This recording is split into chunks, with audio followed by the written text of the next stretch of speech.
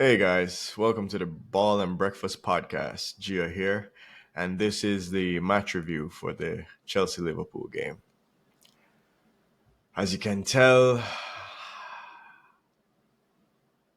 bunch of thoughts, bunch of emotions, all of it crumpled up into one word, which is frustration.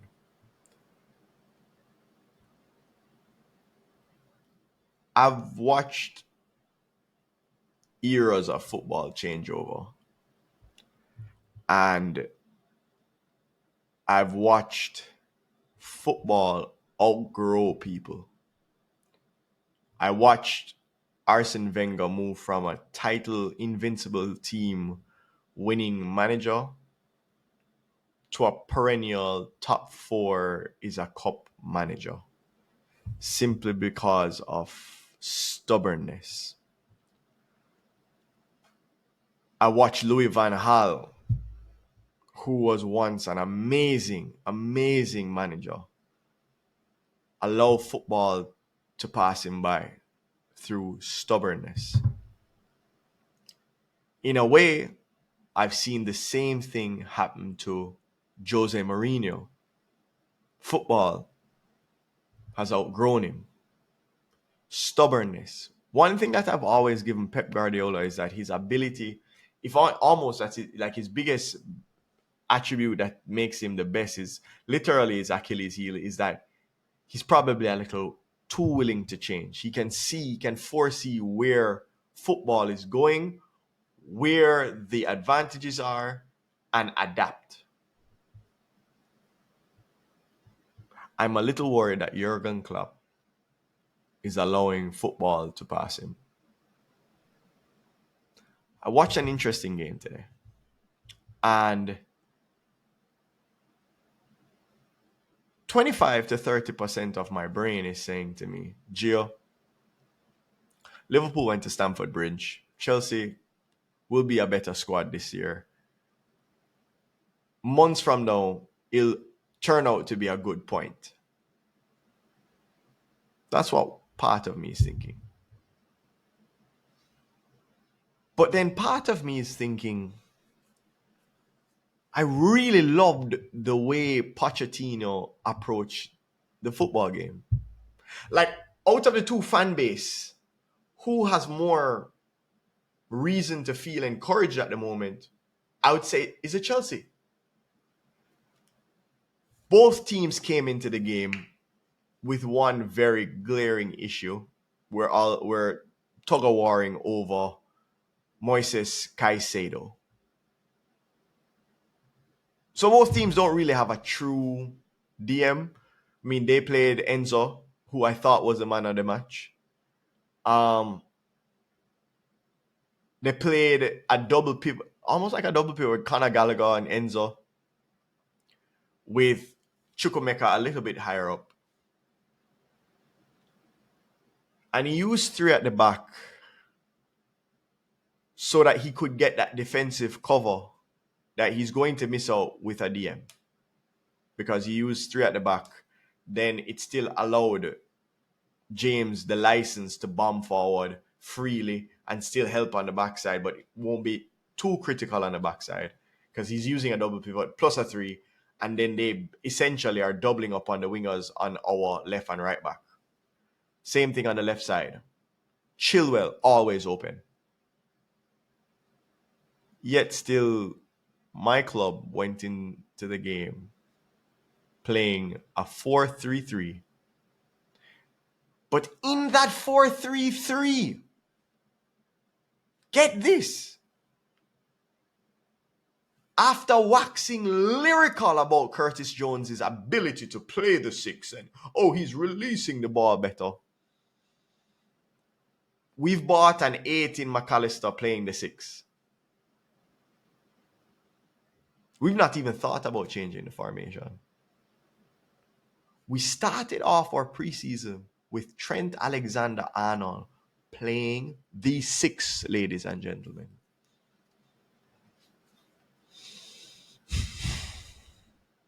And then he's now a right back. It only gets better.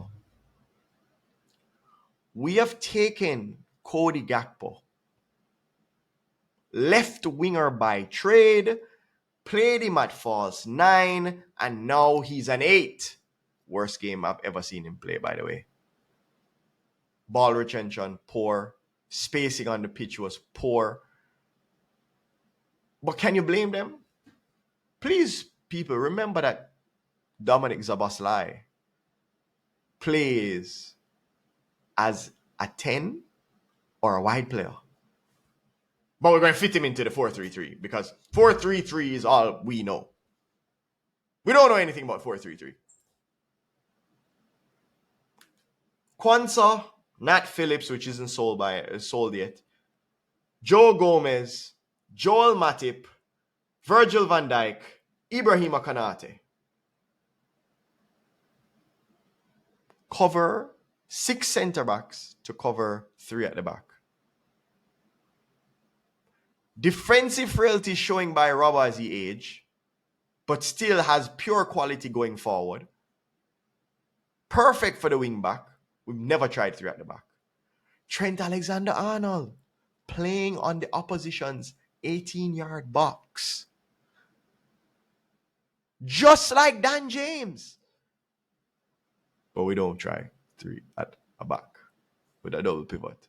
Oh, by the way, what did I forget? McAllister has played the double pivot. But no, we're not going to try double pivot in midfield to allow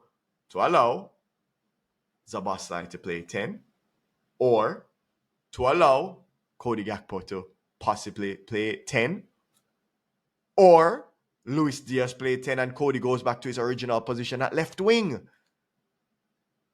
Why are we so obsessed?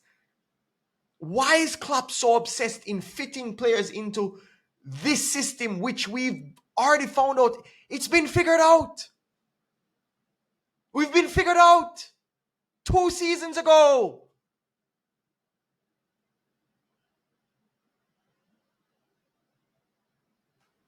And this is why people are making a big deal about Buvac leaving Klopp.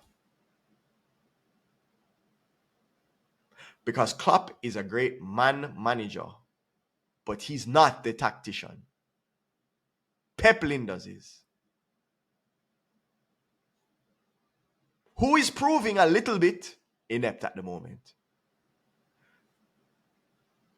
Football has evolved, guys. The press, people can pass around the press way better than when we introduced it 3-4 years ago. Hence why the holding midfielder market value has gone so far up.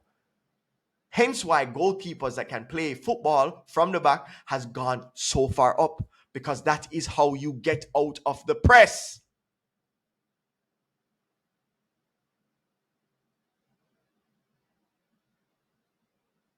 Goalkeepers coming off their lines comfortably. If we didn't have Alisson today, Nico Jackson would have had at least a double.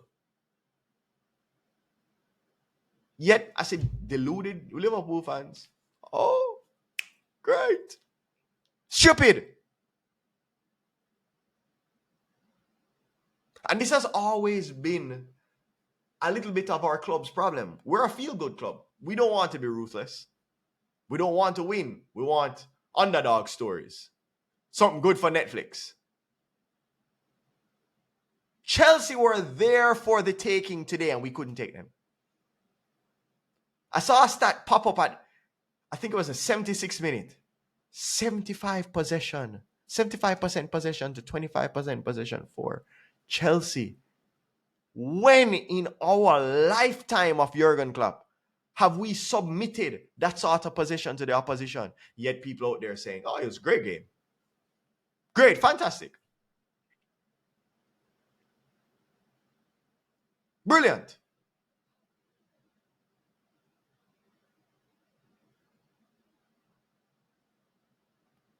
Diogo Jota. Let me not stop.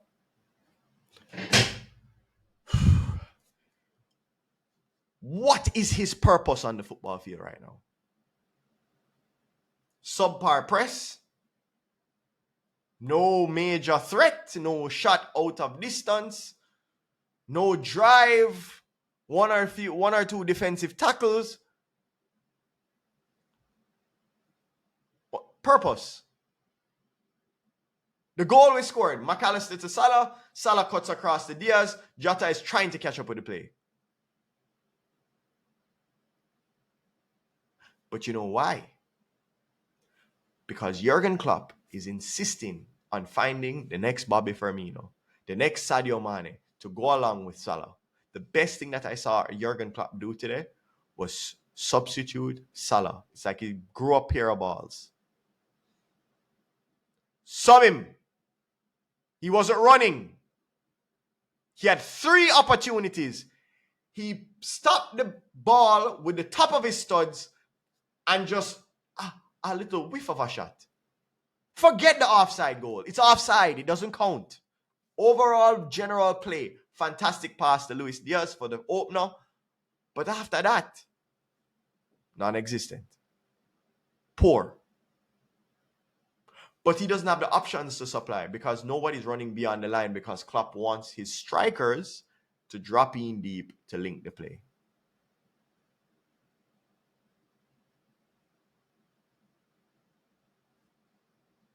Can't beat this, guys. Shooting ourselves in our foot. Over to the Chelsea side. Levi Colwill is the truth. Raheem Sterling looks sharp, a little bit lacking on the end product.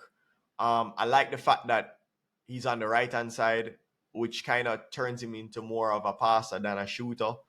I think that will serve Nico Jackson. I'm calling it now, 10 goals at least. Such a threat. Problem. Enzo Fernandez, I still think you're highly overrated for the price tag. But you're not a bust. I apologize. I said that in the past that you're a bust, you're not a bust. Not in any shape of the imagination. You are not a bust.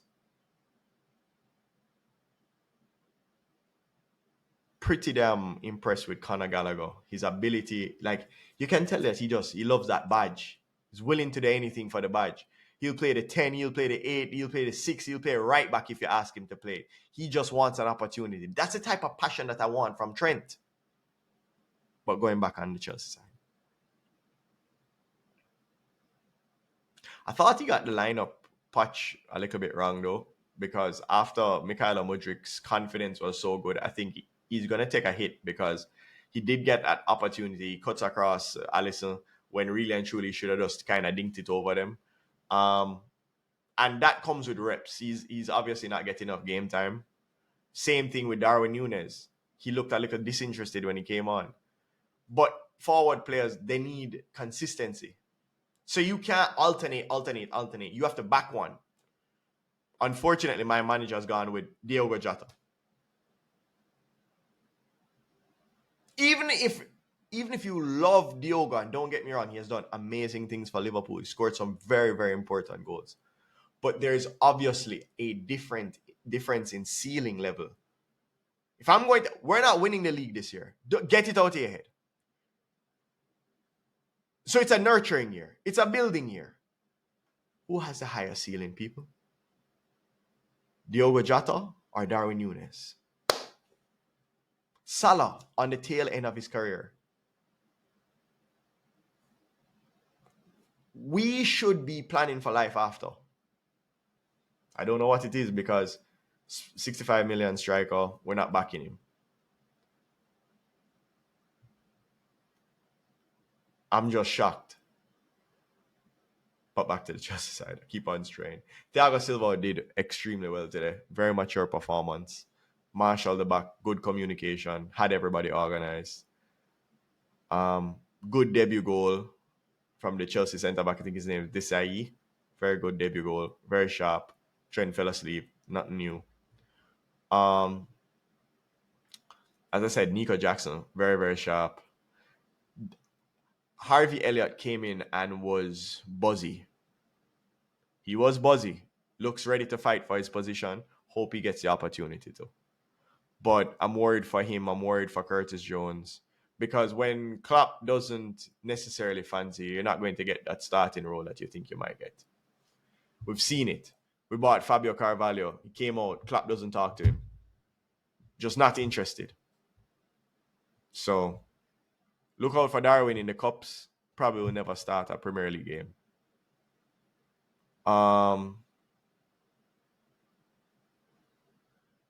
Man of the match for Liverpool, Alisson. Man of the match for Chelsea has to be between Enzo Fernandez and Conor Gallagher. I mean, one for the effort, the other for the play. Pick your poison with that one. But all in all, I say a little dejected. If I had to go match ratings, I would go for my club, Liverpool, starting from goalkeeper coming up to striker. Alisson an 8. Van Dijk a 7. Konate a 7. Robertson a 6. Trent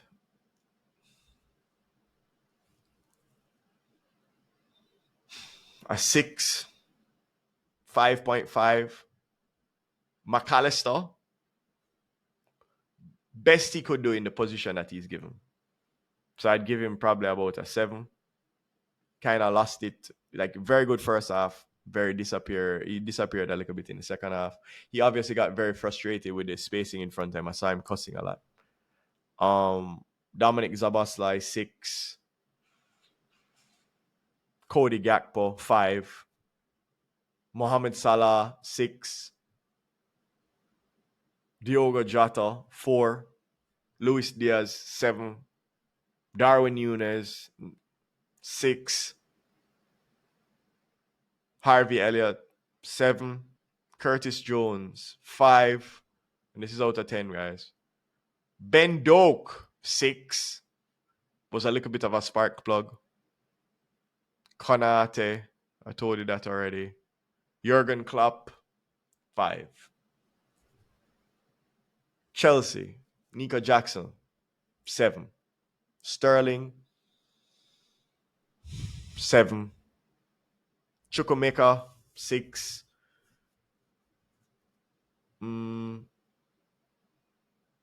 Chilwell 7. Dan James 7. Enzo Fernandez 8. Conor Gallagher 8. Thiago Silva 7. Desai 7. Levi Colwell 7. Goalkeeper from Brighton, what's his name again? Sanchez didn't do bad at all. 6. Had a silly goalkeeping pass out, which, by the way, Darwin, I mean, the tough pass from Alexi. Got probably a little bit overexcited, but Darwin, yes, you need to at least control and turn and shoot on that one. Am I missing out anybody on Chelsea? Mikhailo Mudryk 6. Matson 5. Gusto NA. Didn't even see, not available. I didn't see much from him at all to either critique or feel any emotion towards it. Trying to think. Is there anybody else that I'm missing?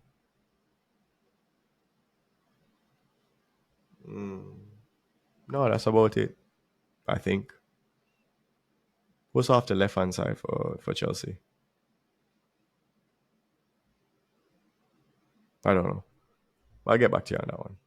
If you remember, put your comments down below. Comment your match ratings, your thoughts on the match. Like, subscribe, comment, and share. And I'll see you tomorrow for the review for the Manchester United match and overall Week 1 review. Have a good one. Goal!